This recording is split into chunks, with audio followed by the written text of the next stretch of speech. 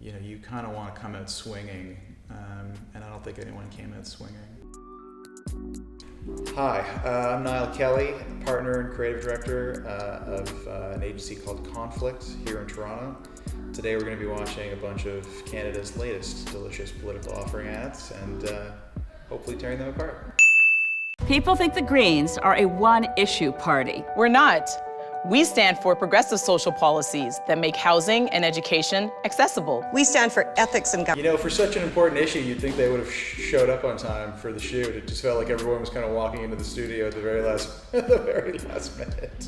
I mean, there was so much verbose language in the first, the second person who shows up on screen was like, oh my God, like it's already just like, change your name from the Green Party to something else if you're about more than just the greenery and the environment.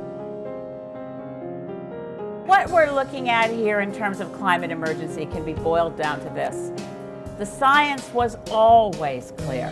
That pulse of carbon into the atmosphere and what it would do to global climate systems was identified first in 1896. Have you ever had so many tabs open on your desktop that you had music playing in one and video playing in another, and you swear that you're like, I think I left something open or something's automatically playing? That's what watching that was like. That music was some weird free jazz thing from Homeland, and Carrie's off her meds doing something in the Middle East. That's what watching that commercial felt like.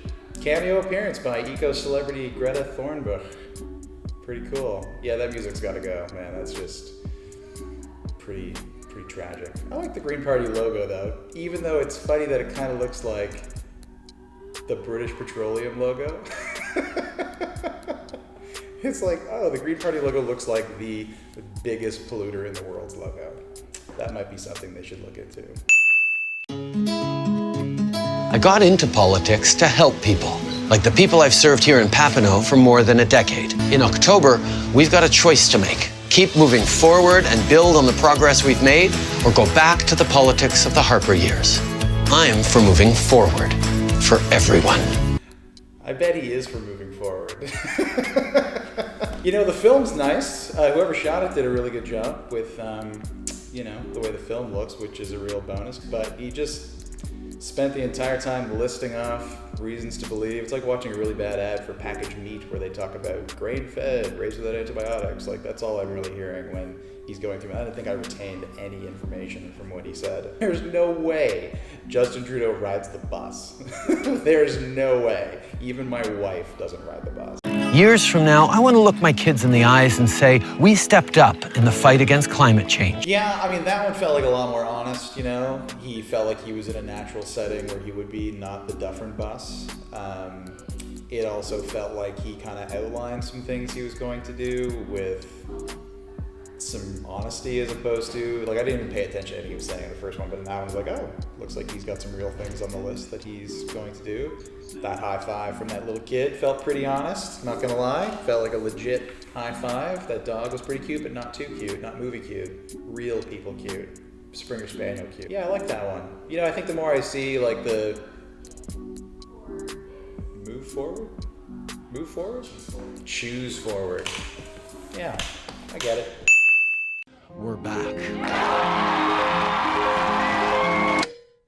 Under Prime Minister Justin Trudeau, is Canada really back? His neglect of foreign policy has left Canada increasingly isolated on the world stage. Okay, so that one's like obviously funded by the Conservative Party, but not an ad for the Conservative Party. Like, that's like a takedown. It has all the hallmarks of every classic takedown. It's got ominous music. It's got distorted film. Like, ooh, these are secret cameras that caught this footage. It's got scraps of newspaper with these salacious headlines, and it's just all the same tripe bullshit. Not as advertised. It's sort of an interesting tagline on the end, and the fact that they put it in the as seen on TV logo is kind of a joke. Definitely feels like they're talking to an older audience with that kind of thing, even older than me, which is old. Canadians are tired of the pressure every month just to pay their bills. That's why Conservatives have a plan for you, your kids, and your retirement. It's time for me to get ahead. You, in a script font.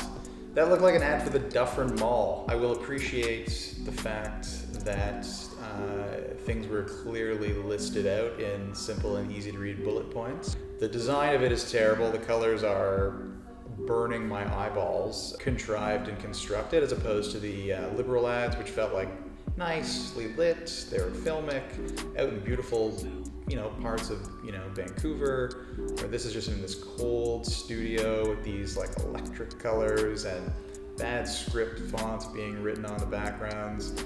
Kids back to back, one holding football, one holding clarinet, then they turn to camera at the same time. Must have been the most painful shoot in the world. It just felt very cold, very clinical, and very poorly produced. Why do the rich keep on getting richer and the rest of us keep falling behind? One reason is because governments in Ottawa have been working for them, not us.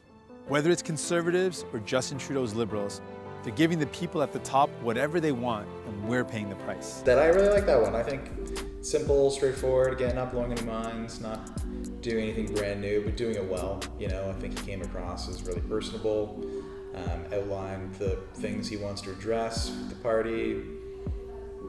Yeah, it's good. Nothing really, there's sadly not much to make fun of in that one. People tell me I'm different from the other leaders. And I am. I don't work for the wealthy and well-connected. I don't think government should be run for their benefit. Yeah, that was good. I think, given sort of the storyline around him in the press and how he had been framed as different, especially with respect to how Quebec feels about him, that's the perfect ad to come out with, to just say, yeah, I am different, and then elaborate on all the things that aren't what you think he's talking about. Yeah, I like the vibe. I like the vibe of these last two NDP spots. Okay, in summary, I think the Green Party, they just unfortunately always look fourth place. So when you think of the first Green Party ad where people just, walking to the camera on a white cyc, it feels cheap. It looks like a Diamond and Diamond insurance commercial. You're not really paying attention to what they're saying. It feels kind of cold. They're trying to be folksy, but it's just kind of cold. Yeah, I'm kind of shocked at how bad the Conservative ads are. They just feel like they should be investing to at least look like winners. They're one of the big two parties, and it felt like they didn't really invest any money or pull the favors they wanted to. Which probably tells you a lot about their voting base if they just don't have any friends who are good filmmakers. The Liberal stuff, yeah, it was a good pile. It was strictly okay. I think, Justin, it's hard because you know too much about him now to really take him seriously. I think he's still relying on his crisp rolled up blue Oxford shirt and those steely eyes.